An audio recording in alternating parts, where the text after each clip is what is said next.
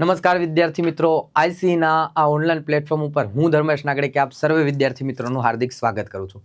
વિદ્યાર્થી મિત્રો, આજે આપણે ચર્ચા કરવાની છે કે ભાઈ અત્યાર સુધીમાં એમપીએચડબલ્યુ માટેના કે ભાઈ એમપીએચડબલ્યુ હોય, સેનેટરી ઇન્સ્પેક્ટર હોય કે ભાઈ એફએસડબલ્યુ હોય, આ બધી જ પ્રકારની જે ભરતી છે કે જેમાં આરોગ્ય વિભાગના ઘણા બધા જે પ્રશ્નો પૂછાય છે એ બાબતની અંદર આપણી જે સિરીઝ છે કે જેનું નામ છે આરોગ્યની સંજીવની। તો ભાઈ આ આરોગ્યની જે સંજીવની છે, આ આરોગ્યની સંજીવની અંતર્ગત આપણે અત્યાર સુધીમાં ટોટલ 5 લેક્ચર છે એ પૂર્ણ કર્યા છે અને આપણો આજનો જે છઠ્ઠો લેક્ચર છે એટલે કે ભાઈ આજનું આપણું જે એપિસોડ નંબર 6 છે, આ એપિસોડ નંબર 6 ની અંદર આપણે આજે ચર્ચા કરવાની છે કે ભાઈ અત્યાર સુધીમાં આપણે જેટલા બી ટોપિક કવર કર્યા છે એ તમામ ટોપિકનું આજે આપણે રિવિઝન કરવાનું છે।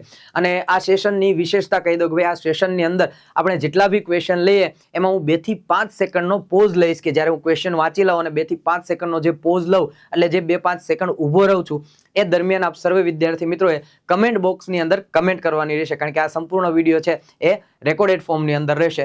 આજના લેક્ચરમાં એટલે કે ભાઈ એપિસોડ નંબર 6 ની અંદર આપણે કયા કયા ટોપિકને કવર કર્યા છે તો કે ભાઈ પહેલો ટોપિક છે ખોરાકના ઘટકો, ત્યારબાદ છે શરીર રચના કે ભાઈ શરીર રચના અને વિજ્ઞાન, ત્યારબાદ છે ફરજ અને કાર્યો અને ત્યારબાદ છે સંપૂર્ણ રોગ। એટલે કે ભાઈ આ જે ટોપિક છે આ ટોપિકની આજે આપણે અહીંયા ચર્ચા કરવાની છે। ત્યારબાદ આપણે શું કરવાનું છે તો કે ભાઈ વાતાવરણીય સ્વાસ્થ્ય, પાણી અને શુદ્ધિકરણ, હવાનું પ્રદૂષણ અને ઘોંઘાટ, આટલા જે ટોપિક છે એ ટોપિકમાંથી આપણી માટે જે આઈએમપી વસ્તુ છે એમની આજે ચર્ચા કરવાની છે અને સંપૂર્ણપણે જે છે એ આ રેકોર્ડેડ લેક્ચર ફક્ત ને ફક્ત રિવિઝન માટે છે। તો જેટલા બી ક્વેશ્ચન આવે વિદ્યાર્થી મિત્રો, આપ સર્વે વિદ્યાર્થી મિત્રોને એક નમ્ર વિનંતી છે કે ભાઈ જેટલા બી ક્વેશ્ચન આવે એ ક્વેશ્ચન દરમિયાન હું 2 થી 5 સેકન્ડનો જે પોઝ લઉં એ પોઝ દરમિયાન તમારા લોકોએ અહીંયા કમેન્ટ બોક્સની અંદર કમેન્ટ કરવાની છે કે ભાઈ આમની અંદર આન્સર શું આવશે। જેટલા બી વિદ્યાર્થી મિત્રો આ લેક્ચર જોવે છે તમામ વિદ્યાર્થી મિત્રોને આ લેક્ચરની અંદર કમેન્ટ કરવાની છે। ચાલો, તો સેનેટરી ઇન્સ્પેક્ટરની અંદર આજે આપણે વાત કરવાની છે કે ભાઈ જેટલા બી ટોપિક આપણા ચાલ્યા છે એમનું જે રિવિઝન છે આજે કરવાનું છે। ચલો ભાઈ, પહેલો ક્વેશ્ચન આપણી સ્ક્રીન ઉપર આપણને જોવા મળે કે ભાઈ શરીરનું સામાન્ય તાપમાન કેટલા સેલ્સિયસ હોય છે। ભાઈ શરીરનું જે સામાન્ય તાપમાન છે, નોર્મલ ક્વેશ્ચન થી આપણે શરૂઆત કરી છે કે ભાઈ શરીરનું તાપમાન કેટલું હોય છે સામાન્ય રીતે 35 સેલ્સિયસ, 36 સેલ્સિયસ, 37 સેલ્સિયસ કે 38 સેલ્સિયસ। ચાલો 2 થી 5 સેકન્ડ હું પોઝ લઉં છું, ઊભો રહું છું કે તમે લોકો શાંતિથી નીચે કમેન્ટ બોક્સની અંદર કમેન્ટ કરી શકો। ચલો ભાઈ, તો શું આવશે અહીંયા answer? Option A, B, C કે પછી D? તો ભાઈ અહીંયા જે રાઈટ આન્સર છે શું આવે છે તો ભાઈ ઓપ્શન નંબર C કે ભાઈ શરીરનું સામાન્ય તાપમાન છે કેટલું હોય છે તો 37 સેલ્સિયસ। ચાલો ડન છે। આગળ વાત કરીએ કે ભાઈ વયસ્ક એટલે કે ભાઈ પુખ્ત વયના જે વ્યક્તિ છે, આ પુખ્ત વયના વ્યક્તિમાં હિમોગ્લોબિનનું સામાન્ય પ્રમાણ કેટલા ગ્રામ હોય છે? ભાઈ કેટલા ગ્રામ હોય છે સામાન્ય વ્યક્તિની અંદર હિમોગ્લોબિનનું પ્રમાણ? તો ભાઈ 11.5 ગ્રામ, 12.5 ગ્રામ, 13.5 ગ્રામ કે પછી 14.5 ગ્રામ? ચલો ફટાફટ કમેન્ટ બોક્સની અંદર કમેન્ટ કરો કે ભાઈ ABCD માંથી ક્વેશ્ચન નંબર 2 ની અંદર શું આન્સર આવે છે। તો ભાઈ અહીંયા જે રાઈટ આન્સર છે એ શું આવશે? તો અહીંયા જે રાઈટ આન્સર છે એ આવશે 14.5।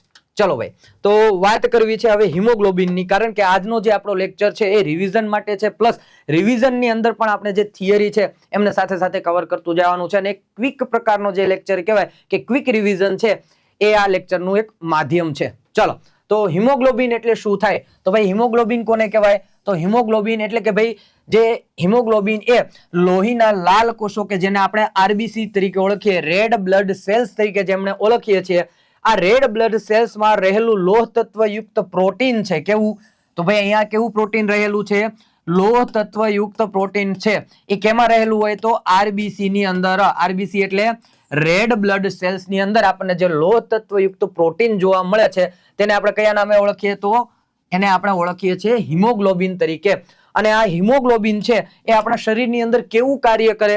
તો ભાઈ આ હિમોગ્લોબિન છે કે જેનું મુખ્ય કાર્ય છે કે ભાઈ ફેફસામાંથી ઓક્સિજનને શરીરના બધા જ જેટલા બી અંગ છે એ ભાગોમાં પહોંચાડવાનું જે કામકાજ છે એ કોણ કરે છે તો હિમોગ્લોબિન। એટલે ભાઈ આ રેડ બ્લડ સેલ્સ છે એમની અંદર જે આપણે મોં દ્વારા કે ભાઈ નાક દ્વારા જે કઈ બી શ્વાસ લઈએ છીએ, આ શ્વાસની અંદર જે ઓક્સિજન છે એના જે અણુઓ છે, આ ઓક્સિજનના અણુઓ આપણા રેડ બ્લડ સેલ્સની અંદર ચોંટી જાય છે અને ત્યારબાદ ફેફસામાં આ જે રેડ બ્લડ સેલ્સ છે એ ધીમે ધીમે જ્યારે પમ્પિંગ થાય છે હૃદય દ્વારા તો હૃદય દ્વારા પમ્પિંગ થાય, એ પમ્પિંગ દરમિયાન જે રેડ બ્લડ સેલ્સ છે એ આપણા શરીરના અલગ અલગ અંગ સુધી જાય છે અને અલગ અલગ અંગ સુધી એ ઓક્સિજનને પહોંચાડે છે. માનો કે ભાઈ આપણે ઉદાહરણ તરીકે લઈએ કે ભાઈ આપણા છાતીમાં હાલ જે આપણે ઓક્સિજન લીધો છે ભરાયેલો છે, તો એ રેડ બ્લડ સેલ્સની અંદર ભરાશે અને ત્યારબાદ એ રેડ બ્લડ સેલ્સ મારફતે આપણા શરીરના એક અંગની અંદર આ જે ઓક્સિજન છે એને પ્રસરાવી દેશે. અને જે શરીરના અંગ ઉપર જ્યારે ઓક્સિજન પહોંચતો નથી તો એ અંગ ઉપર ઘણી વખત આપણને નબળાઈ છે જોવા મળે છે, પ્લસ આ અંગ છે એ પ્રોપર વર્ક કરતું નથી કારણ કે અહીંયા ઓક્સિજનનો અભાવ જોવા મળે છે. તદુપરાંત આ જે હિમોગ્લોબિન છે એનું બીજું કાર્ય શું છે તો કે ભાઈ એ જ રીતે જે રીતે આપણે ઓક્સિજનનું જે કામ કરે છે એ જ રીતે આપણા શરીરના જે અંગ છે એ અંગમાં જ્યારે ઓક્સિજન એ શોષી લે છે અને જે અંગ છે એ જ્યારે ઓક્સિજનના બદલે જ્યારે કાર્બન ડાયોક્સાઇડ રિલીઝ કરે છે તો આ કાર્બન ડાયોક્સાઇડ છે એ કાર્બન ડાયોક્સાઇડને અંગોમાંથી, ક્યાંથી તો કે ભાઈ અંગોમાંથી એને ફેફસા સુધી પહોંચાડવાનું જે કાર્ય છે કોનું હોય છે તો હિમોગ્લોબિનનું. આમ આ હિમોગ્લોબિન છે આપણને બે રીતે મુખ્ય કાર્ય કરતું એવું જોવા મળે. તો પેલું છે ફેફસામાંથી ઓક્સિજનને અંગ તરફ લઈ જવાનું અને બીજું છે કે ભાઈ કાર્બન ડાયોક્સાઇડ છે એને અંગમાંથી ફેફસામાં પાછા લઈ આવવાનું જે કાર્ય છે એ કોનું હોય છે તો હિમોગ્લોબિનનું.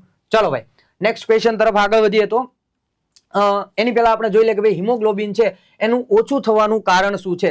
તો ભાઈ હિમોગ્લોબિન ઓછું થવાનું કારણ છે કે ભાઈ લોહીની અછત, ત્યારબાદ વિટામિન B12 ની ખામી, રક્તસ્રાવ, ત્યારબાદ કિડની અથવા તો લીવરના રોગ કે ભાઈ આવા પ્રકારના જે રોગ છે કે ભાઈ કિડનીના રોગ છે, લીવરના રોગ છે, ત્યારબાદ થેલેસેમિયા છે કે ભાઈ બ્લડની ખામીના કારણે આપણને જોવા મળે. તો આ બધી જ પ્રકારની જે વસ્તુ છે કે જેના કારણે આપણને હિમોગ્લોબિન છે એનું પ્રમાણ ઓછું થતું હોય એવું જોવા મળે છે. અને ત્યારબાદ જો આ જે હિમોગ્લોબિન છે કે જે ઓછું થઈ ગયું છે તો એને વધારવા માટે શું કરવું પડે તો ભાઈ હિમોગ્લોબિનને વધારવા માટે આપણને અહીંયા 3 રીત આપેલી છે કે ભાઈ પહેલું છે લોહ તત્વયુક્ત ખોરાક લેવો. કેવો? લોહ તત્વયુક્ત ખોરાક લેવો. કારણ કે હિમોગ્લોબિન શું છે તો હિમોગ્લોબિન એ લોહ તત્વયુક્ત એક પ્રોટીન છે. શું છે? લોહ તત્વયુક્ત એક પ્રોટીન છે. તો ભાઈ આપણે લોહ તત્વને વધારીએ તો હિમોગ્લોબિન છે એ ઓટોમેટિકલી વધી જતું એવું આપણને જોવા મળે. તો ભાઈ કઈ રીતે વધે તો પેલું છે લોહ તત્વયુક્ત ખોરાકની અંદર કેવો ખોરાક લેવો જોઈએ તો ભાઈ પાલક છે, મેથી છે, ખજૂર છે, કિસમિસ છે, ચણા છે અને દાળ છે. આવી જે વસ્તુઓ છે કે જેનાથી આપણા શરીરની અંદર લોહ તત્વ છે એમાં વધારો થાય. ત્યારબાદ આગળ જોઈએ તો વિટામિન સી જે છે એમાંથી પણ આપણને હિમોગ્લોબિન છે એ વધે છે. તો વિટામિન સી કેમાંથી મળે તો લીંબુ, નારંગી, આમળા અને ફોલિક એસિડ છે. આ ફોલિક એસિડમાંથી આપણને જે કહેવાય ને કે ભાઈ હિમોગ્લોબિન છે એમાં વધારો જોવા મળે છે. અને ત્યારબાદ લાસ્ટ કે ભાઈ B12 છે. આ B12 કેમાંથી મળે તો ભાઈ અંડા છે, દૂધ છે, માછલી છે અને દાળ છે. આવા પ્રકારની જે વસ્તુ છે કે જેનાથી આપણા શરીરની અંદર હિમોગ્લોબિન છે એ વધતું હોય એવું આપણને જોવા મળે છે. ત્યારબાદ આગળ વધીએ તો ભાઈ નેક્સ્ટ ક્વેશ્ચન છે કે જેનો તમારે આન્સર કમેન્ટ બોક્સની અંદર દેવાનો છે કે ભાઈ કોષની રચના મુખ્યત્વે કેટલા ભાગોમાં સમાવિષ્ટ છે. કે ભાઈ આપણા શરીરની અંદર જે કોષ છે એની રચના છે મુખ્યત્વે કેટલા ભાગોમાં આપણને જોવા મળે છે. તો ભાઈ પહેલું છે 1 ભાગની અંદર, ત્યારબાદ 3 ભાગની અંદર, 2 ભાગની અંદર અને 4 ભાગની અંદર. ભાઈ ચલો ફટાફટ કમેન્ટમાં જણાવો કે ભાઈ કોષની જે રચના છે મુખ્યત્વે કેટલા ભાગની અંદર આપણને જોવા મળે છે. તો ભાઈ કોષની જે રચના છે એ કેટલા ભાગની અંદર આપણને જોવા મળે તો 3 ભાગની અંદર કોષની જે રચના છે એ આપણને જોવા મળે છે. આ 3 ભાગની વાત કરવી છે કે ભાઈ કયા કયા 3 ભાગ છે કે જેમાં આપણને કોષ છે એની રચના જોવા મળે. તો પહેલો ભાગ છે કે જેને આપણે ઓળખીએ છીએ કોષ ભીતિકા તરીકે. તો ભાઈ શું છે આ કોષ ભીતિકા અથવા તો કોષ ઝીલા તરીકે ઓળખીએ, શું કહેવાય એને તો ભાઈ જો આકૃતિની અંદર તમને દેખાય જે આ ભાગ છે આ ભાગને આપણે કોષ ભીતિકા તરીકે ઓળખીએ છીએ. આ કોષ ભીતિકા છે એનું કાર્ય શું છે તો કે ભાઈ એનું કાર્ય છે કોષને આવરી લે છે અને પદાર્થોનું કેનું તો કે ભાઈ કોષની અંદર કોઈ પણ પ્રકારનો જે પદાર્થ છે કે જે કોષની અંદર આવે છે તો એ પદાર્થને આવન જાવન માટેનું જે નિયંત્રણ છે કોણ કરે છે તો કોષ ભીતિ. કોણ કાર્ય કરે છે કે ભાઈ આપણો જે સેલ છે, કોષ છે, આ કોષની અંદર કોઈ પણ પ્રકારની જે વસ્તુ છે એને આવન જાવન માટેનું જે નિયંત્રણ છે આ કોષ ભીતિ કરે છે. ત્યારબાદ આગળ જોઈએ તો ભાઈ બીજા નંબર ઉપર આપણને જોવા મળે છે સાયટોપ્લાઝમ. કોને કહેવાય છે સાયટોપ્લાઝમ તો કે ભાઈ આપણો આ જે કોષ છે આ કોષની અંદર તમે જોવો તો તમને જેલી જેવું અથવા તો ચીકણો જે પદાર્થ છે જો અહીંયા તમને જોવા મળશે કે ભાઈ સાયટોપ્લાઝમ છે એ તમને અહીંયા જોવા મળે. તો આ જે વિભાગ છે આ વિભાગની અંદર તમને જે જેલી જેવો કે જે ચીકણો પદાર્થ જોવા મળે છે તેને શું કહેવાય છે? તો તેને આપણે કહીએ છીએ સાયટોપ્લાઝમ તરીકે ઓળખીએ. અને એનું કાર્ય શું છે?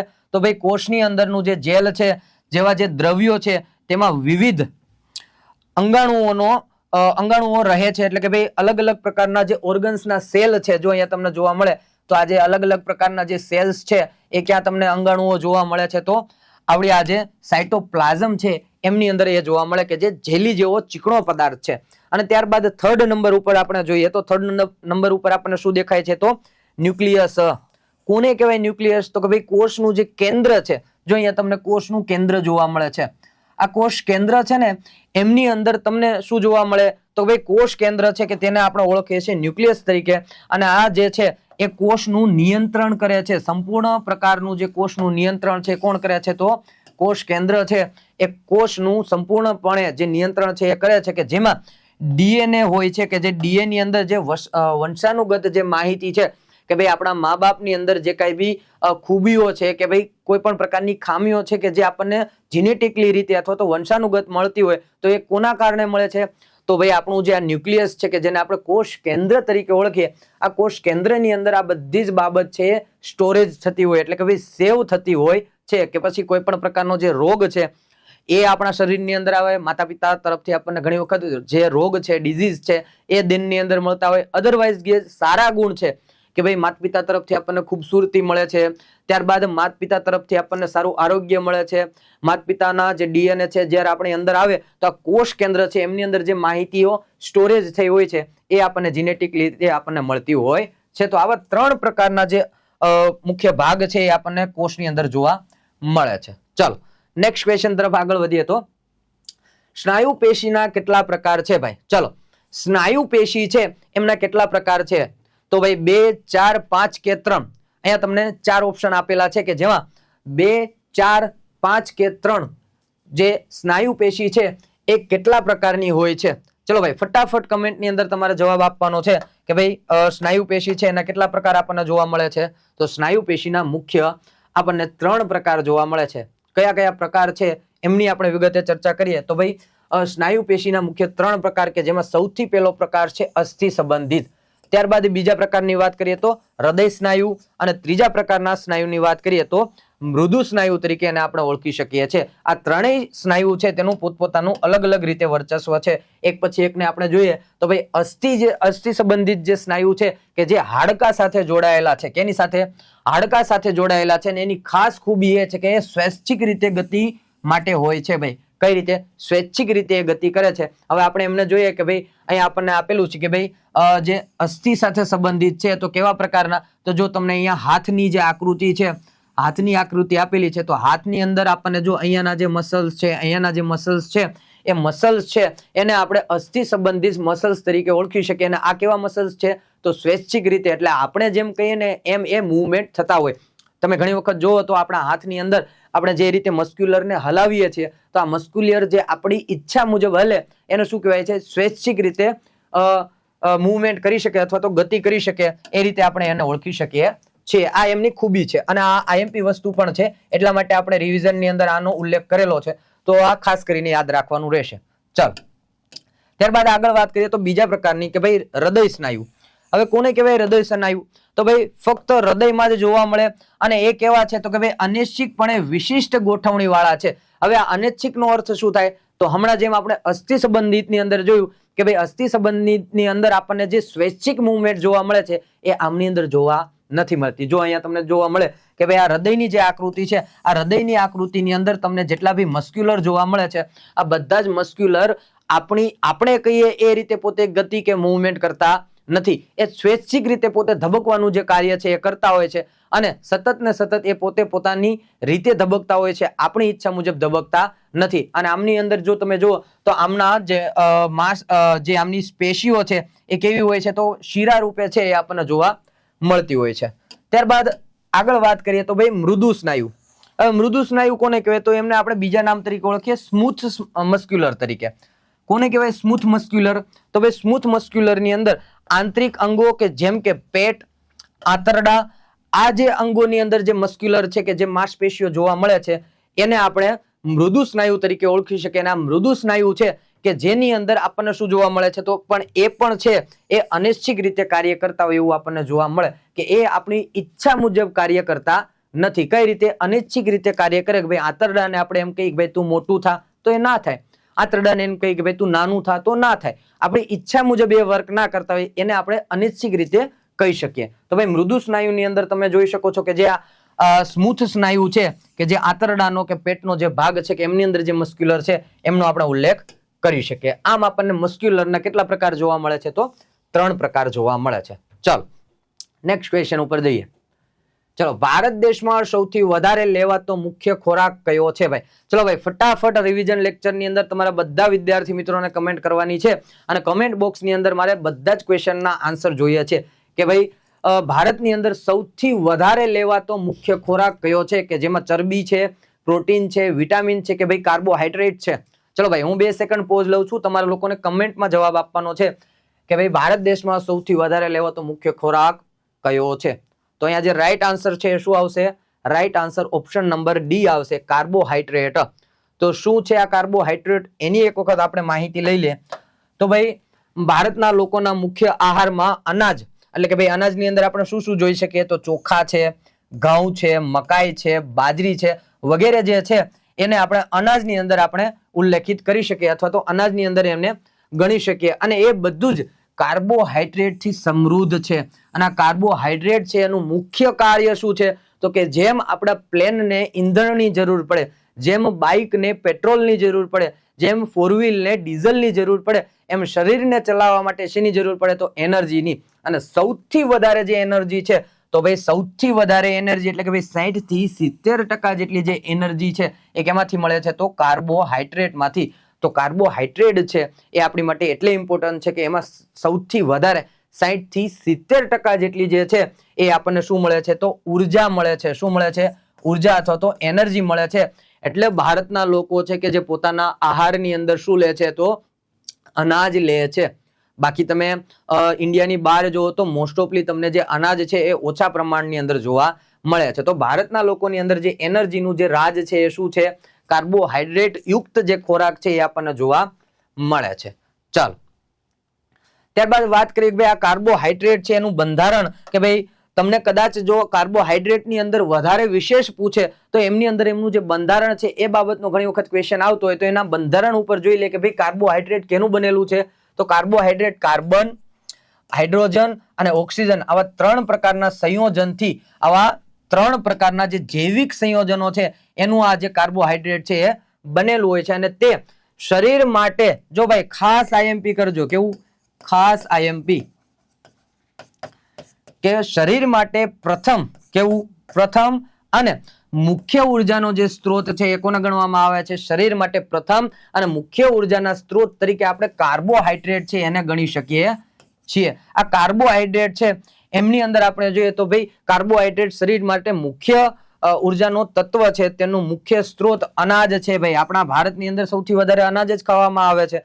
ત્યારબાદ તેની ઉણપથી શરીર થાકેલું રહે, તેને નબળાઈ આવી જાય, તદુપરાંત ઉર્જા વિહીન શરીર હોય એવું આપણને જોવા મળે છે. એટલે કે ભાઈ કાર્બોહાઈડ્રેટ છે જો આપણને દિવસ દરમિયાન આપણા શરીરની અંદર કાર્બોહાઈડ્રેટનું જે પ્રમાણ છે એ ના મળે તો આપણા શરીરની અંદર કેવા લક્ષણ જોવા મળે છે? તો ભાઈ આપણા શરીરની અંદર આપણને શરીર થાકેલું હોય, નબળું હોય અને ઉર્જા વિહીન હોય છે એવું આપણને લાગે છે. શરીર માટે દૈનિક જરૂરિયાતની અંદર જોઈએ તો 60 થી 70% જે કાર્બોહાઈડ્રેટ છે એની જરૂરિયાત આપણા શરીરની અંદર રહે છે. ચાલો તો આ વાત થઈ કાર્બોહાઈડ્રેટની. અને કાર્બોહાઈડ્રેટ છે એમના પ્રકારની વાત કરીએ તો ભાઈ કાર્બોહાઈડ્રેટના કેટલા પ્રકાર છે? તો ભાઈ કાર્બોહાઈડ્રેટના 2 પ્રકાર છે એ આપણને જોવા મળે છે. પેલું છે સરળ કાર્બોહાઈડ્રેટ અને બીજું છે જટિલ કાર્બોહાઈડ્રેટ. હવે આ બંનેની અંદર તફાવત શું છે? તો ભાઈ સરળ કાર્બોહાઈડ્રેટ છે કે જે ગ્લુકોઝ અને ફ્રુક્ટોઝ જેવા જે પદાર્થો છે એમાંથી આપણને મળે છે અને એમાં બી ખાસ કરીને વાત કરીએ તો સુક્રોઝ જે છે આ સુક્રોઝ તાત્કાલિક ઉર્જા આપવા માટે આપણને મદદરૂપ થાય છે. તો ભાઈ આ બી આપણી માટે એક આઈએમપી ટોપિક કહેવાય કે ભાઈ આપણને તાત્કાલિક શરીરની અંદર જો ઉર્જાની જરૂર હોય તો ક્યાંથી મળે? તો ભાઈ સુક્રોઝ કરીને જે પદાર્થ છે આ સુક્રોઝમાંથી આપણને તાત્કાલિક ધોરણે છે એ ઉર્જા મળતી હોય છે. ત્યારબાદ વાત કરીએ તો જટિલ કાર્બોહાઈડ્રેટ છે એમની. તો જટિલ કાર્બોહાઈડ્રેટની અંદર આપણે સ્ટાર્ચ અને સેલ્યુલોઝ જે છે એમની વાત કરી શકીએ કે ભાઈ આમાંથી આપણને જે જટિલ કાર્બોહાઈડ્રેટ છે એ મળે છે, અને એમાં બી ખાસ કરીને જોઈએ તો સેલ્યુલોઝ છે કે જે ધીમે ધીમે ઉર્જા આપે છે, પરંતુ એનું મુખ્ય કાર્ય શું છે તો કે ભાઈ પાચન માટે ખૂબ જ ઉપયોગી છે. તો જો તમને બે પ્રકારના અહીંયાથી ક્વેશ્ચન નીકળી શકે. પહેલો ક્વેશ્ચન એવો છે કે ભાઈ તાત્કાલિક ઉર્જા માટે કયા પ્રકારના કાર્બોહાઈડ્રેટની જરૂર પડે, તો સુક્રોઝ જે છે એ તાત્કાલિક ઉર્જા આપે છે, તો એક તો આપણી માટે આ આઈએમપી થયું. અને ત્યારબાદ તો કે ભાઈ પાચનની અંદર આપણને કોણ ઉત્તમ પ્રકારની જે મદદ કરે છે, તો ભાઈ પાચન માટે ઉત્તમ પ્રકારની મદદ છે એ આપણને જટિલ કાર્બોહાઈડ્રેટ અથવા તો એમનો જે પાર્ટ છે સેલ્યુલોઝ છે એ આપણને મદદ કરે છે. હવે ભાઈ આ જે કાર્બોહાઈડ્રેટ છે એમના સ્ત્રોતની વાત કરીએ તો ભાઈ આપણને ક્યાંથી આ જે કાર્બોહાઈડ્રેટ છે એ મળે છે, તો પેલું છે અનાજ. કેવા પ્રકારના? ઘઉં, ચોખા, મકાઈ, જવાર અને બાજરી જેવા જે અનાજ છે એમાંથી આપણને કાર્બોહાઈડ્રેટ મળે છે. ત્યારબાદ કંદમૂળની વાત કરીએ તો કંદમૂળ કોને કહેવાય, તો કે ભાઈ જે જમીનની અંદર વનસ્પતિ થતી હોય એને આપણે શું કહી શકીએ? કંદમૂળ તરીકે, કે જેમાં બટાકા છે, શકરિયા છે, આવી જે બાબત છે એ આપણને જોવા મળે છે. અને આ બધી જ બાબત છે એ કેવી છે? તો કાર્બોહાઈડ્રેટ થી ભરપૂર હોય એવું આપણને જોવા મળે છે. ત્યારબાદ આગળ વાત કરીએ તો ભાઈ ફળોમાંથી પણ આપણને કાર્બોહાઈડ્રેટ છે એ સારા પ્રમાણની અંદર મળી રહે. કેવા કેવા ફળો છે કે જેમનો આપણે આહારની અંદર ઉપયોગ કરવો જોઈએ, તો એમની અંદર વાત કરીએ તો કેળા, સફરજન, તદુપરાંત ખાંડ, મધ, ગોળ વગેરે જેવી જે બાબતો છે કે જેમાંથી આપણને ભરપૂર માત્રાની અંદર કાર્બોહાઈડ્રેટ છે એ મળી જાય છે. ચાલો વાત કરીએ વિદ્યાર્થી મિત્રો, હાલમાં વિજેતા જનરલ બેચ છે, આ વિજેતા જનરલ બેચ તમને 2 વર્ષ માટે મળવા પાત્ર છે કે જેની કિંમત 6,999 રૂપિયા છે. પરંતુ અહીંયા એક ખાસ એવી જાહેરાત કે ભાઈ હાલ અત્યારે ક્યારે, તો કે ભાઈ અત્યારે જ આઈસ ઓનલાઈન એપ્લિકેશન ડાઉનલોડ કરી અને તમે એક સ્કીમ છે એનો લાભ ઉઠાવી શકો છો. કારણ કે આ જે વિજેતા જનરલ બેચ છે એ 7 દિવસ માટે ફ્રી કરી દેવામાં આવી છે. કેટલા દિવસ માટે? તો કે ભાઈ 7 દિવસ માટે વિજેતા જનરલ બેચ છે એ ફ્રી કરી દેવામાં આવી છે. તો તમારો કોઈ પણ પ્રકારનો જે નબળો વિષય છે એને જો તમારે કવર કરવો હોય તો ભાઈ અત્યારે જ આઈસ ઓનલાઈન એપ્લિકેશન ડાઉનલોડ કરી અને આ વિજેતા બેચનું જે ફ્રી સબસ્ક્રિપ્શન છે એ તમે લઈ અને એક તમારો કોઈ પણ પ્રકારનો જે ટોપિક છે એના ડાઉટ સોલ્યુશન કરી શકો છો. ચાલો આગળ વાત કરીએ તો પ્રોટીનની ખામીથી નીચેનામાંથી કયો રોગ થાય છે? ચલો ભાઈ, પ્રોટીનની ખામીથી નીચેનામાંથી કયો રોગ થાય છે? તો ભાઈ બેરી છે, રતાંધણાપણું છે, કર્વાશ્યોર્ક છે અને સ્લિમ ડિઝીઝ છે. કયા પ્રકારનો જે ડિઝીઝ છે કે જે પ્રોટીનની ખામીથી થાય છે? ચલો ભાઈ ફટાફટ કમેન્ટ બોક્સની અંદર તમારે આન્સર લખવાનો છે, કારણ કે આજનો જે આપણો રિવિઝન લેક્ચર છે એ કેવા રેકોર્ડેડ ફોર્મની અંદર તમને મળશે. તો ભાઈ તમારી જે કમેન્ટ છે તમે લાઈવ સેક્શનની અંદર નહીં પણ કોમેન્ટ બોક્સની અંદર તમારે ઓફલાઈનની અંદર કમેન્ટ કરવાની રહેશે. તો હું 2 સેકન્ડનો પોઝ લઉં છું, ત્યાં સુધીમાં તમે કમેન્ટ કરી દો. ચલો, તો આઈ હોપ કે તમે લોકોએ કમેન્ટ કરી દીધી છે. તો આનો જે રાઈટ આન્સર છે એ શું જોવા મળે છે? તો કર્વાશ્યોર્ક. આ કર્વાશ્યોર્ક છે એ આપણને ક્યાં જોવા મળે? તો ભાઈ કર્વાશ્યોર્ક છે એ મોસ્ટ ઓફલી આપણને નાના બાળકો છે આ બાળકોની અંદર આપણને જોવા મળે કે બાળકોની અંદર પૂરતા પ્રમાણમાં જો પ્રોટીન ના મળ્યું હોય તો અપૂરતું પ્રોટીન મળ્યું હોય એ બાળકોની અંદર આપણને આમના કર્વાશ્યોર્ક નામનો જે રોગ છે એ જોવા મળે છે. અને કર્વાશ્યોર્કની અંદર બાળકોના જે પેટ છે એ ફૂલી જાય છે, બાળકોના જે ચામડી છે એ ક્યાંક આપણને સૂકી હોય એવું જોવા મળે છે, બાળકોના જે માથાના જે વાળ છે એ જરી ગયા હોય એવું જોવા મળે. તો આવા પ્રકારના જે લક્ષણો છે કે કોના હોય છે? તો કર્વાશ્યોર્ક તરીકે જે રોગ છે એના હોય છે કે જે પ્રોટીનની ખામીથી આપણને જોવા મળે. કેના કારણે? પ્રોટીનની ખામીથી. તો ભાઈ એક વખત આપણે નજર નાખી લઈએ. જો આપણે હમણાં જેની વાત કરી કે ભાઈ આમની અંદર જે બાળકો છે એમની સાથે કેવી કેવી ઘટના ઘટે, તો જો અહીંયા તમને દેખાય કે આ બાળક છે એમનું પેટ છે ખૂબ મોટું થઈ ગયું. તો આમને આપણે કયા રોગની અંદર નોટિફાઈ કરી શકીએ? તો કર્વાશ્યોર્ક નામનો જે રોગ છે એમની અંદર આપણે આમનો ઉલ્લેખ કરી શકીએ. અને તદુપરાંત આમને આ જે રોગ છે શા માટે થયો હોય? તો આમના ભોજનની અંદર પૂરતા પ્રમાણમાં એમણે પ્રોટીન નહીં લીધું હોય એટલા માટે આમને આ રોગ છે એ થયો હોય એવું આપણને જોવા મળે. આમની અંદર વિશેષ વાત કરીએ તો ભાઈ કર્વાશ્યોર્ક રોગ પ્રોટીનની અછતથી થાય છે જેની આપણે વાત કરી. ત્યારબાદ તો કે ભાઈ ખાસ કરીને નાના બાળકોની અંદર આ રોગ થાય છે.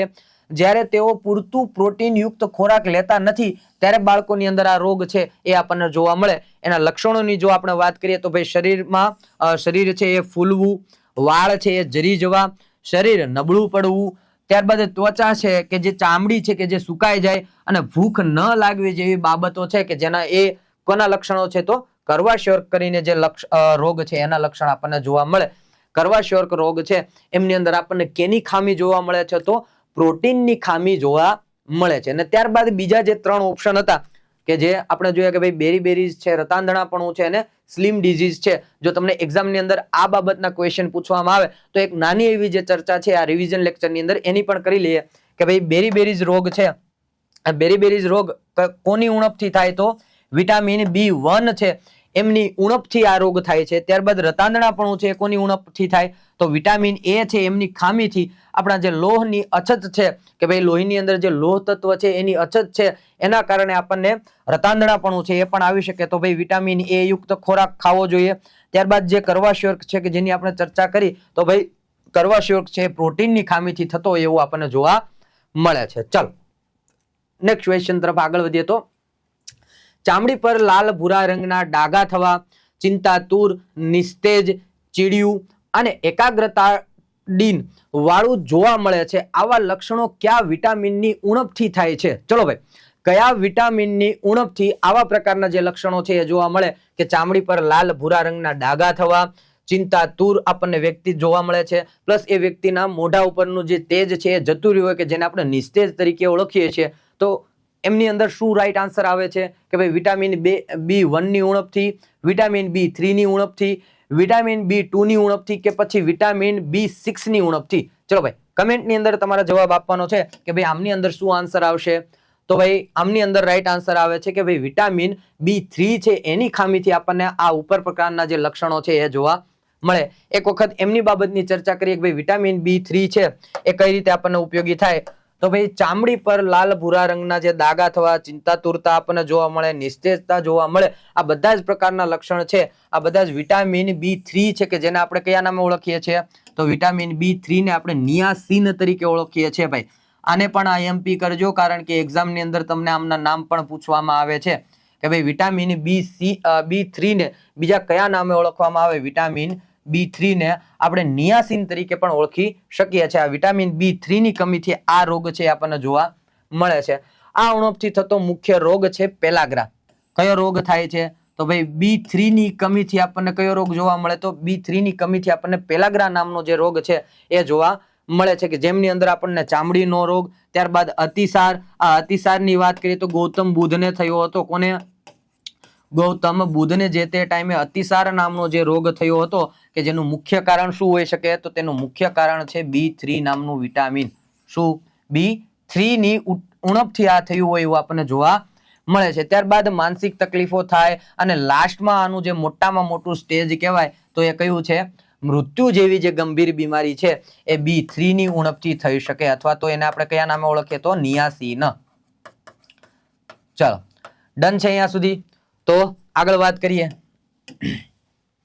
ત્યારબાદ વિટામિન B1 છે તો ભાઈ વિટામિન B1 ની ઉણપથી કયો રોગ થાય તો વિટામિન B1 થી આપણને બેરીબેરીઝ નામનો જે રોગ છે એ જોવા મળે છે. વિટામિન B2 છે એની ઉણપથી આપણને કયો રોગ જોવા મળે તો કે ભાઈ હોઠના જે ખૂણા છે એમાં આપણને ચીરા પડતા હોય તો ભાઈ ચામડીનું જે ફાટવું છે કે ભાઈ આ બધી જ પ્રકારની જે લાક્ષણિકતાઓ છે કયા વિટામિનની ખામીથી થાય છે તો વિટામિન B2 ની ખામીથી થાય છે. અને લાસ્ટમાં B6 નામનું જે વિટામિન છે એની ઉણપથી આપણને કયો રોગ જોવા મળે તો રક્તને બાબત એનિમિયા નામનો જે રોગ છે કે રેડ બ્લડ સેલ્સ છે. કેવા? રેડ બ્લડ સેલ્સ છે કે જેને આપણે RBC તરીકે ઓળખીએ. આ RBC છે એ ક્યાંક ને ક્યાંક તૂટતા હોય અને એનું જે કાઉન્ટિંગ છે એ ઘટતું હોય એવું જોવા મળે. જો અહીંયા તમને નોર્મલ ખ્યાલ આપું કે ભાઈ એક સામાન્ય વ્યક્તિ છે. આ કેવા વ્યક્તિ છે? સામાન્ય. અને આ છે એનિમિયા ગ્રસ્ત. તો ભાઈ એનિમિયા ગ્રસ્ત છે એ વ્યક્તિના અહીંયા આપણે બ્લડ સેલ્સ દોરવાના છે અને જે નોર્મલ વ્યક્તિ છે એમના બ્લડ સેલ્સ આપણે અહીંયા દોરવાના. તો ભાઈ નોર્મલ વ્યક્તિ છે ને આ બ્લડ સેલ્સ કાંઈક આ રીતે હોય છે આપણને જોવા મળે. ડન છે. અને જે એનિમિયા ગ્રસ્ત વ્યક્તિ છે એમના બ્લડ સેલ્સની વાત કરીએ તો ભાઈ એમના બ્લડ સેલ્સ આપણને કંઈક આ રીતે છે એ જોવા મળતા હોય છે. તો ભાઈ એનિમિયા ગ્રસ્ત વ્યક્તિના બ્લડ સેલ્સ પ્લસ આ સામાન્ય વ્યક્તિના બ્લડ સેલ્સ છે એમની અંદર તમને આવો તફાવત જોવા મળે છે. અને આ જે તફાવત છે એ કેના કારણે આપણને જોવા મળે તો ભાઈ આમની અંદર B6 છે એની કમી આપણને જોવા મળે છે. આ રોગની અંદર આપણને કયા તો કે ભાઈ B6 નામનું જે વિટામિન છે એની કમી હોય એવું આપણને જોવા મળે છે. ચાલો આગળ વાત કરીએ. અને આપણો જે લેક્ચર છે એ ફટાફટ રેપિડ રિવિઝનની અંદર ભાગવાનો છે એટલે તમારે ફટાફટ કમેન્ટ પણ કરતું જવાનું છે અને સાથે સાથે કન્ટેન્ટની અંદર પણ ધ્યાન રાખવાનું છે. ચાલો વર્લ્ડ હેલ્થ ઓર્ગેનાઇઝેશન WHO ના સ્ટડી ગ્રુપે જણાવેલ શંકાસ્પદ દર્દીને MB તરીકે સારવાર આપવી તે કયા વર્ષથી નક્કી કરવામાં આવ્યું? ચલો ભાઈ, આ જે એમબી તરીકેની વાત છે એ એમબી ને આપણે પાછળથી હમણાં જોઈએ કે ભાઈ એમબી નો અર્થ શું થાય, પરંતુ સર્વપ્રથમ વખત એનો જવાબ આપો કે ભાઈ WHO ના સ્ટડી ગ્રુપે જ્યારે જણાવ્યું તો એ એમબી તરીકેની જે સારવાર છે કયા વર્ષની અંદર આપણે લેવાનું નક્કી કર્યું તો 1955 છે, 1990 છે, 1993 છે કે ભાઈ 2000? ચલો ભાઈ, ફટાફટ કમેન્ટ બોક્સ ની અંદર આનો આન્સર છે અમારે જોઈએ છે. અને બધા જ લોકોએ જે લોકો રિવિઝન માટે આવ્યા છે અને આ લેક્ચર જોવે છે એ તમામ વિદ્યાર્થી મિત્રોને એક નમ્ર વિનંતી છે કે કમેન્ટ બોક્સ ની અંદર તમારે કમેન્ટ કરવાની છે દોસ્ત. ચલો, તો આનો જે રાઈટ આન્સર છે એ શું આવે છે? તો રાઈટ આન્સર છે એ 1993 આવે છે ભાઈ. 1993 ની અંદર વર્લ્ડ હેલ્થ ઓર્ગેનાઇઝેશન છે એમના દ્વારા એમબી તરીકેના જે શંકાસ્પદ દર્દીઓ છે કે તેને સારવારનું જે આપવી છે તે કયા વર્ષથી નક્કી કરવામાં આવ્યું? તો 1993 થી. ભાઈ આમની અંદર વિશેષ ચર્ચા કરીએ તો ભાઈ આમની અંદર આપણને બે પાર્ટ ની અંદર જોવા મળે કે ભાઈ આમના જે બે પાર્ટ છે કયા કયા છે? તો કે ભાઈ એક તો પીબી છે અને એક તો છે એમબી. કે ભાઈ જે કુષ્ઠ રોગ છે, આ કુષ્ઠ રોગ કે જેને આપણે લેપ્રોસિસ તરીકે ઓળખીએ, આ લેપ્રોસિસ ને આપણે બે રીતે વર્ગીકૃત કરી શકીએ કે જેમાં એક છે પોસિબેસિલેરી અને બીજું છે મલ્ટીબેસિલેરી. તો ભાઈ પોસિબેસિલેરી છે એમની અંદર આપણે એમના ગુણની અંદર જોઈએ તો ભાઈ એમાં બેક્ટેરિયા ઓછા હોય છે અને સામાન્ય રીતે 1 થી 5 ડાઘા જોવા મળે છે. એટલે આપણે નોર્મલી જો ખ્યાલ લેવો હોય તો ભાઈ આમની અંદર કેટલા ડાઘા જોવા મળે છે? તો ભાઈ આમની અંદર આપણને 4 થી 5 ડાઘા છે એ જોવા મળે છે. આટલા પ્રકારનો જે લાક્ષણિકતા છે એ કોના હોય છે? તો પીબી ના. અને ત્યારબાદ આગળ વાત કરીએ તો ભાઈ વાત કરીએ એમબી ની કે જે આપણા ક્વેશ્ચન ની અંદર છે. તો ભાઈ એમબી એટલે મલ્ટીબેસાલેરી. આ મલ્ટીબેસાલેરી ની અંદર જોઈએ તો બેક્ટેરિયા ઘણા વધારે હોય છે. કેટલા હોય છે? ઘણા વધારે હોય છે. તો ભાઈ એમની એક વખત આકૃતિ ડ્રો કરી લે કે ભાઈ આ પ્રકારનો એમનો સેલ્સ છે, એમની અંદર આપણે જોઈએ તો ઘણા પ્રકારના જે ડાઘા છે એ આપણને આ રીતે કંઈક જોવા મળે.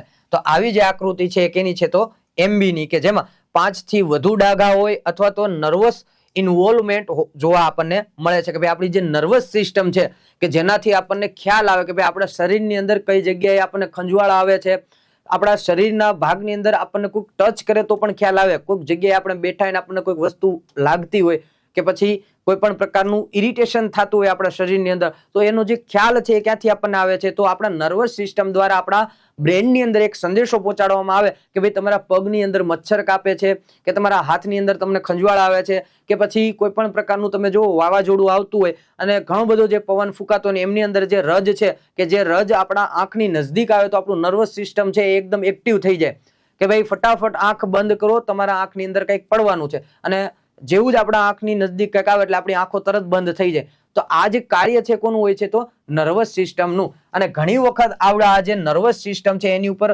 વધારે પડતી અસર કોણ કરે છે? તો એમબી તરીકે જેને આપણે ઓળખીએ મલ્ટીબેસાલેરી નામનો જે કુષ્ઠરોગનો જે પ્રકાર છે એમની અંદર આપણને આ જોવા મળે છે. ચાલો, તો આ વાત કરીએ આપણે કુષ્ઠરોગની અને ત્યારબાદ નેક્સ્ટ ક્વેશ્ચન ઉપર જઈએ તો માનવીના આરોગ્યને અસર કરતા વાતાવરણના પ્રકારો કેટલા છે? ભાઈ ચલો, માનવીના આરોગ્યને અસર કરતા વાતાવરણના કેટલા પ્રકારો છે? 3 પ્રકાર, 4 પ્રકાર, 2 પ્રકાર કે 1 પ્રકાર?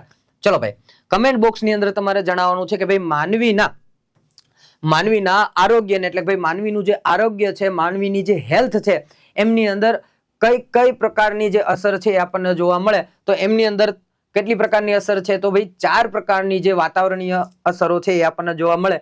કયા કયા એ 4 પ્રકાર છે? તો ભાઈ એ 4 પ્રકારની વાત કરીએ તો તેમાં સૌથી પહેલા છે ભૌતિક પ્રકારો. કોને કહી શકાય ભૌતિક પ્રકારો? તો ભાઈ તાપમાન, પ્રકાશ, અવાજ, પાણી, હવા વગેરે જે કઈ બી પરિબળો છે કે જે આપણને ભૌતિકતાની અંદર જોવા મળે કે ભાઈ તાપમાનથી આપણને ખૂબ બધો જે તડકો છે એ જોવા મળે છે, પ્રકાશ છે, ત્યારબાદ અવાજ છે કે જેનાથી આપણને શું જોવા મળે? તો ઘોંઘાટ જોવા મળે છે. તો આવા પ્રકારની જે બાબત છે કે જેને આપણે વાતાવરણની પ્રથમ બાબત કે જે ભૌતિક પ્રકારની અંદર આપણે ગણી શકીએ છીએ. ત્યારબાદ આગળ વાત કરીએ તો ભાઈ બીજો એમનો પ્રકાર છે કે જેમને આપણે જૈવિક પ્રકાર તરીકે ઓળખીએ છીએ. આ જૈવિક પ્રકારની અંદર આપણે જોઈએ તો જીવાણુઓ, વાયરસ, પરજીવી, કીટકો વગેરેનો જે સમાવેશ છે એ થઈ શકે છે. અને આ જીવાણુ છે એ ઘણી વખત કઈ રીતે આપણને અસર કરે? તો ભાઈ એ જીવાણુ જે ચેપ છે એને આપણામાં ફેલાવે છે. શું કરે છે? જે ચેપ છે એને આપણામાં ફેલાવે છે અને આપણને રોગગ્રસ્ત કરે છે. શું કરે છે? રોગગ્રસ્ત આપણને કરતા હોય એવું જોવા મળે છે. અને ત્યારબાદ થર્ડ નંબર ઉપર જોઈએ તો ભાઈ સામાજિક પ્રકારો છે એ આપણને જોવા મળે. તો ભાઈ સામાજિકની અંદર આપણે કોને કોને કાઉન્ટ કરી શકીએ? તો ભાઈ સામાજિકની અંદર આપણને આપણી જે જીવનશૈલી છે એને કાઉન્ટ કરી શકીએ, સ્વચ્છતા છે એને આપણે જોઈ શકીએ, શિક્ષણ છે, આર્થિક સ્થિતિ છે કે ભાઈ આપણે સમાજની અંદર રહીએ છીએ, સમાજની અંદર આપણી જે જીવનશૈલી છે, લોકો સાથેનું આપણું જે વર્તન છે એ જોવા મળે છે.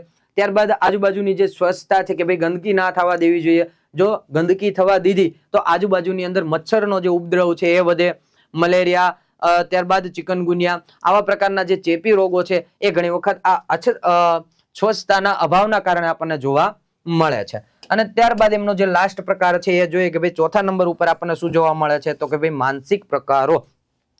માનસિક પ્રકારની અંદર જોઈએ તો ભાઈ હાલની મોટામાં મોટી જે સમસ્યા છે વિશ્વની, અને ખાસ કરીને યંગ જનરેશનની જે સમસ્યા છે તો એ કઈ છે? તો ભાઈ માનસિકતા. ભાઈ માનસિકતાની અંદર આપણે જોઈએ તો ભાઈ ઘણા વિદ્યાર્થી મિત્રો છે કે ભાઈ ઘણા લોકો છે કે જે તણાવની અંદર હોય, ઘણા બધા એમના પર્સનલ રીઝન હોય કે ભાઈ એમના ઘરની બાબત હોય, એમના લાઈફની બાબત હોય, તો આવા અનેક પ્રકારની જે બાબત છે કે જેના કારણે વિદ્યાર્થી છે એ કે પછી કોઈ પણ પ્રકારના સામાન્ય લોકો છે કે જે ઘણો બધો જે સ્ટ્રેસ છે કે લોડ લઈ લેતા હોય તો એને આપણે કેની અંદર કાઉન્ટ કરી શકીએ? તો તણાવની અંદર. ત્યારબાદ ચિંતા છે, આનંદ છે, વગેરે પ્રકારની જે પરિસ્થિતિઓ છે એ આપણને કેમાં જોવા મળે છે? તો માનસિક પ્રકારોની અંદર જોવા મળે છે. ચાલો આગળ વધીએ છીએ. નેક્સ્ટ ક્વેશ્ચન ઉપર આગળ વધીએ તો શું પૂછવામાં આવ્યું છે ભાઈ આપણને? તો કે ભાઈ માનવ શરીર પર થતી ઘોંઘાટની અસર કયા સાધનની મદદથી માપી શકાય છે? ભાઈ ચલો ભાઈ ફટાફટ ક્વેશ્ચનનો આન્સર તમારે કમેન્ટ બોક્સની અંદર આપવાનો છે કે ભાઈ આપણો આ લેક્ચર છે એ રેકોર્ડેડ ફોર્મની અંદર રહેશે, તો તમારા બધા વિદ્યાર્થી મિત્રોના જે આન્સર છે એ કમેન્ટ બોક્સની અંદર જોઈશે. ચલો, માનવ શરીર પર થતી ઘોંઘાટની અસર કયા સાધનની મદદથી માપી શકાય છે? કે ભાઈ આપણા શરીરની અંદર ઘણી વખત આપણે ઘણા બધા ઘોંઘાટ વાળા વિસ્તારની અંદર ગયા હોય. હવે સમજી લો કે ભાઈ તમે તમારા મિત્રના મેરેજની અંદર ગયા છો, તમારા મિત્રના લગ્નની અંદર બહુ બધા જે સ્પીકર છે ગોઠવ્યા છે, મોટું જબરું જે ડીજે છે આવ્યું છે, અચાનક ધબધબાટી ડીજે વાગે છે અને લાસ્ટમાં જ્યારે ડીજે બંધ થાય તો આપણા કાનની અંદર નાની એવી સુરસુરાહાટી મચી જાય છે. તો કાનની અંદર હવે કેટલી ક્ષમતા છે કે જે સાંભળી શકે છે એની માટેની જે આપણે કહી શકીએ તો એના માપવા માટેનું જે યંત્ર છે કે સાધન છે એને આપણે કયા નામે ઓળખી શકીએ? તો હાઇગ્રોમીટર છે, ઓડિયોગ્રામ છે, લાઇસીમીટર છે અને સ્ટેથોસ્કોપ છે. તો ભાઈ અહીંયા રાઈટ આન્સર શું આવશે એ તમારે બધાને કમેન્ટની અંદર જણાવવાનું છે. ચાલો, આઈ થિંક કે તમે લોકોએ કમેન્ટની અંદર જણાવી દીધું હોય તો આનો જે આપણે આન્સર છે એ જોઈ લે કે ભાઈ શું આવે છે? તો ઓડિયોગ્રામ. હવે ઓડિયોગ્રામ કોને કહેવાય? તો ભાઈ એમની ચર્ચા કરી લઈએ કે ભાઈ એક્ઝામની અંદર જો આપણને આમાંથી હાઇગ્રોમીટર છે, ઓડિયોગ્રામ છે, લાઇસીમીટર છે કે સ્ટેથોસ્કોપ છે એમની વિશે જો કંઈ પૂછાય તો એમની પણ આપણે 360 ડિગ્રી અપ્રોચ છે આમની અંદર આપણે રજૂ કરેલી છે. તો ભાઈ એક વખત જોઈ લઈએ કે ભાઈ ઓડિયોગ્રામ કોને કહેવાય? તો ઓડિયોગ્રામ એક વૈજ્ઞાનિક ચકાસણી સાધન છે કે જેના દ્વારા વ્યક્તિના કાનની સાંભળવાની જે ક્ષમતા છે એને આપણે માપી શકીએ છીએ કે ભાઈ જ્યારે માનવી લાંબા સમય સુધી ઘોંઘાટવાળા વિસ્તારમાં રહે છે ત્યારે તેના કાનની સાંભળવાની જે શક્તિ છે એની ઉપર અસર પડે છે. જેમાં હમણાં આપણે વાત કરી કે ભાઈ તમે તમારા મિત્રના લગ્નમાં ગયા છો અને ધબધબાટી ડીજે વાગે છે કે જેના કારણે તમારા કાનની અંદર કેવડી અસર પડી છે એ અસરને માપવા માટેનું સાધન, એટલે એને આપણે કયા નામે ઓળખીએ? તો ઓડિયોગ્રામ તરીકે ઓળખીએ છીએ. ત્યારબાદ આગળ વાત કરીએ તો એ અસર ઓડિયોગ્રામ ટેસ્ટ દ્વારા આપણે જાણી શકીએ છીએ. ત્યારબાદ આપણે આગળ જોઈએ તો ભાઈ આપણને જે બીજા 3 ઓપ્શન છે એમની ચર્ચા કરવાની છે. તો એમની અંદર આપણે વાત કરીએ તો હાઇગ્રોમીટર છે. ભાઈ હાઇગ્રોમીટરનું કામકાજ શું છે? તો કે ભાઈ હાઇગ્રોમીટર છે એ ભેજ માપવાનું કામ કરે છે. કેમાં? તો કે ભાઈ હવાની અંદર કેટલું ભેજનું પ્રમાણ છે. જો તમને એક્ઝામની અંદર એવો ક્વેશ્ચન પૂછે કે ભાઈ હવામાં ભેજ માપવા માટે કયા સાધનનો ઉપયોગ થાય તો તમારે શું આન્સર આપવાનો છે? તો હાઇગ્રોમીટર. તો આપણી માટે આઈએમપી વસ્તુ થઈ કહેવાય. તો આવી બાબત છે આપણે એક્ઝામ ઓરિએન્ટેડ યાદ રાખવી પડે. તે બતાવે છે કે ભાઈ હવામાં કેટલી ભેજ અથવા તો પાણીના વરાળનું પ્રમાણ આપણને જોવા મળે છે. ત્યારબાદ વાત કરીએ ભાઈ લાઇસીમીટર. તો ભાઈ લાઇસીમીટરનો શું ઉપયોગ છે? તો ભાઈ લાઇસીમીટર છે એ માટીમાં પાણીના પ્રવાહ માપવા માટેનું એક યંત્ર છે કે ભાઈ માટી ઉપર જ્યારે પાણીનો ફ્લો જતો હોય, માટી ઉપર આપણે જોઈએ કે ભાઈ પાણી ધીમે ધીમે પ્રસરે છે અથવા તો ઘણી વખત ફ્લડ આવ્યું હોય કે ભાઈ પૂર આવ્યું હોય કે ભાઈ કોઈ બી નદી છે એની ઉપર જ્યારે પાણીનો પ્રવાહ જતો હોય તો આ જે જમીન છે એની ઉપર પાણીનો પ્રવાહ કેટલી સ્પીડથી જાય છે એને જો આપણે માપવું હોય તો એ યંત્રનું નામ શું છે? તો લાઇસીમીટર. જો તમને એવું બી પૂછવામાં આવે કે ભાઈ લાઇસીમીટરનો ઉપયોગ શું છે તો માટી ઉપર જે પાણીનો પ્રવાહ છે એને માપવા માટેનું યંત્ર એટલે લાઇસીમીટર. અને સ્ટેથોસ્કોપ છે એ આપ સર્વે વિદ્યાર્થી મિત્રો જાણતા હો કે અવારનવાર જ્યારે આપણે ડોક્ટરને જોઈએ તો ડોક્ટરના ગળાની અંદર એક જે સાધન છે એ આપણને લટકતું જોવા મળે છે કે જેના વડે જ્યારે આપણે કોઈ દર્દીને ઉધરસ થઈ હોય કે એવું બધી બાબતની અંદર જોઈએ તો એ આપણા શરીરના ધબકા હાર્ટબીટ આપણી કેટલી ચાલે છે કે ભાઈ આપણા છાતીની અંદર એ સ્ટેથોસ્કોપ છે એને રાખે છે અને ત્યારબાદ જોઈએ કે ભાઈ કેટલા આપણા હાર્ટબીટ છે એ ચાલે છે. આ ઉપરાંત કે ભાઈ આપણને જ્યારે શરદી થઈ હોય છે તો કફ છે એ કેટલા પ્રમાણની અંદર આપણા છાતીની અંદર ભરાયેલો છે તો એને માપવા માટે પણ સ્ટેથોસ્કોપ છે એનો ઉપયોગ થાય છે. અને જ્યારે કોઈ સગર્ભા માતા હોય છે તો એમના પેટની અંદર જ્યારે બાળક રહેલું હોય છે એને આપણે ફિટલ તરીકે ઓળખીએ. કયા નામે? તો ફિટલ તરીકે ઓળખે છે. આ ફિટલ છે એના જ્યારે માતાની અંદર ધબકારા માપવા હોય તો એમની અંદર કેનો ઉપયોગ થાય છે? તો ભાઈ સ્ટેથોસ્કોપ છે એને આપણે ઉલટાવી નાખવું પડે. સ્ટેથોસ્કોપને જો તમે સીધું રાખો તો છાતીની અંદર જે હાર્ટબીટ છે એ આપણને સાંભળવા મળે અને એને જ્યારે આપણે ઉલટાવી નાખીએ છીએ તો આ ઉલટાવેલા સ્ટેથોસ્કોપની અંદર માતાના પેટની અંદર જે બાળક છે કે જેને આપણે ફિટલ તરીકે ઓળખીએ એ ફિટલના જે ધબકારા છે એને આપણે સાંભળી શકીએ છીએ. તો આવી પ્રકારની જે માહિતી છે જે તમને એક્ઝામ ઓરિએન્ટેડ ઘણી બધી ઉપયોગી થઈ શકે. ચાલો ત્યારબાદ વાત કરીએ કે ભાઈ હોસ્પિટલ વોર્ડમાં ધ્વનિની તીવ્રતા કેટલા ડેસિબલ હોય છે ભાઈ. ચાલો હોસ્પિટલની અંદર તમે જુઓ તો ભાઈ ધ્વનિની જે તીવ્રતા છે, કારણ કે હોસ્પિટલની અંદર તમે જેવા એન્ટર થાવ ને એટલે તમને સૌથી પહેલું એક બોર્ડ જોવા મળે કીપ સાયલેન્સ, કે ભાઈ અહીંયા આવીને તમારા લોકોને ચૂપ રહેવાનું છે. અહીંયા બહુ બધો જે અવાજ છે નથી કરવાનો, કારણ કે અહીંયા ઘણા બધા જે લોકો છે રોગગ્રસ્ત છે કે જેમની તબિયત છે એ સારી નથી તો એમને આરામની જરૂર છે, આવો એનો સિમ્પલ અર્થ થાય. તો ભાઈ અહીંયા જે અવાજનું જે પ્રમાણ છે કે ઘોંઘાટનું પ્રમાણ છે કેટલું જોવા મળે? તો 10 થી 20 ડેસિબલ, 20 થી 35 ડેસિબલ, 34 થી 45 ડેસિબલ કે ભાઈ 45 થી 55 ડેસિબલ. ચલો ભાઈ ફટાફટ કમેન્ટની અંદર તમારે કમેન્ટ બોક્સમાં આન્સર કરવાનો છે કે ભાઈ આનો આન્સર શું આવે. હું 2 સેકન્ડનો પોઝ લઉં છું કે ભાઈ તમારે કમેન્ટ બોક્સની અંદર આન્સર કરવાનો છે. ચલો ફટાફટ કમેન્ટ કરો વિદ્યાર્થી મિત્રો. ચલો તો આમની અંદર આપણે આન્સર જોઈએ તો શું આન્સર આવે છે?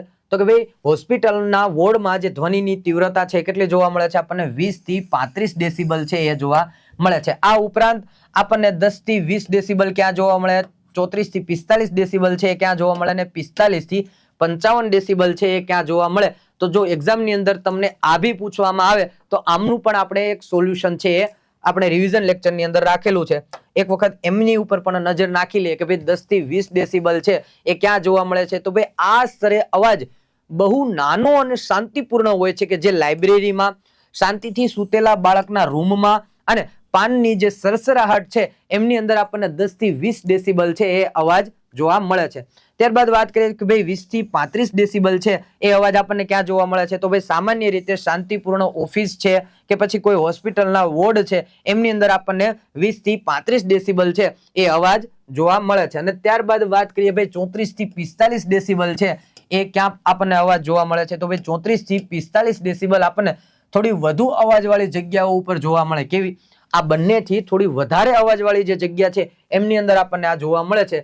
આમની અંદર આપણે જોઈ શકીએ ભાઈ ક્લાસરૂમમાં વિદ્યાર્થીઓની જે ચર્ચા છે કે ભાઈ આપણે જોઈએ કે ભાઈ નાના નાના ભૂલકાઓ છે એ જ્યારે ક્લાસરૂમની અંદર બેઠા હોય ને સર ના આવ્યા હોય તો એમનું જે ગણ જે ચાલુ છે એમની અંદર આપણે આમને કાઉન્ટ કરી શકીએ કે ભાઈ 34 થી 45 ડેસિબલનો જે અવાજ છે આપણને જોવા મળે. ત્યારબાદ ઘરની અંદર ધીમા અવાજે જે ટીવી ચાલુ હોય, બહુ બધા મોટા શોર અવાજ સાથે ને ધીમા અવાજે આપણે કહીએ મીડિયમ અવાજની જે સાથે જે ચાલતું હોય એને 34 થી 35 ડેસિબલ છે એમની અંદર કાઉન્ટ કરી શકીએ. અને લાસ્ટની અંદર જોઈએ તો 45 થી 55 ડેસિબલ છે એ કેની અંદર આપણે કાઉન્ટ કરી શકીએ? તો ભાઈ 45 થી 55 ડેસિબલ છે એ અવાજ થોડો ઊંચો હોય ને એવું આપણને જોવા મળે છે. આ અવાજ આપણને વાહન ચાલતા રસ્તા પાસેથી જ્યારે કોઈ જગ્યા છે કે ભાઈ તમારું લોકેશન છે અથવા તો તમારું જે મકાન છે તે કે તમારું રહેઠાણ છે એ જ્યારે કોઈ હાઈવેની બાજુની અંદર હોય તો સતત જે વાહન નીકળે છે એમના જે હોર્ન છે, એમના જે એન્જિનો છે કે એમના જે એક્ઝોસ્ટ છે એમના જે અવાજ છે એને આપણે કેમની અંદર કાઉન્ટ કરી શકીએ? તો 45 થી 55 ડેસિબલની અંદર આપણને અવાજ જોવા મળે છે. તો આવા પ્રકારની જે માહિતી છે કે જે તમને એક્ઝામની અંદર ખાસ ઉપયોગી થાય. ચાલો વાત કરીએ વિદ્યાર્થી મિત્રો STI પ્લાનર કોર્સની. તો ભાઈ STI પ્લાનર કોર્સ છે કે જે હમણાં STI ની જે એક્ઝામ આવી રહી છે એ બાબતે આઈસ ઓનલાઈન એપ્લિકેશન આપને 77 દિવસનું જે ડે ટુ ડે નું પ્લાનિંગ છે, કેવું ડે ટુ ડે નું જે પ્લાનિંગ છે કે જેમાં તમને ટોટલી 3 મહિનાની વેલિડિટી મળવાની છે અને 77 દિવસ સુધી તમને એક સારું એવું જે ગાઈડન્સ છે એ મળવાનું છે કે જેમાં તમને ડેઈલી શેડ્યુલ આપવામાં આવશે, ડેઈલી ટેસ્ટની પ્રેક્ટિસ કરાવવામાં આવશે અને કેવા પ્રકારના જે પ્રશ્નો છે, આ ઉપરાંત એમની જે થિયરી છે, કઈ કોન્સેપ્ટ વાઇઝ આપણે જે તૈયારી કરવાની છે એ તમને આ STI પ્લાનર કોર્સની અંદર જોવા મળે. એની જે વેલિડિટી છે કેટલી હોય છે, તો ભાઈ આની વેલિડિટી 3 મહિનાની છે અને એની પ્રાઇસની વાત કરીએ તો ભાઈ 1999 રૂપિયાની અંદર તમને આ 3 મહિનાની વેલિડિટી સાથે 77 દિવસનું day to day planning STI planner course છે એ મળવા પાત્ર છે. ચાલો, તો વિદ્યાર્થી મિત્રો અહીંયા સુધી આપણે આજનો જે લેક્ચર છે એને આપણે રાખીએ છીએ અને હવે નેક્સ્ટ ટાઈમ મળીશું ત્યારે આપણે એક નવા જ ટોપિક સાથે મળીશું. ત્યાં સુધી મને રજા આપો. જય દ્વારકાધીશ, મહાદેવ હર, જય હિન્દ, જય ભારત.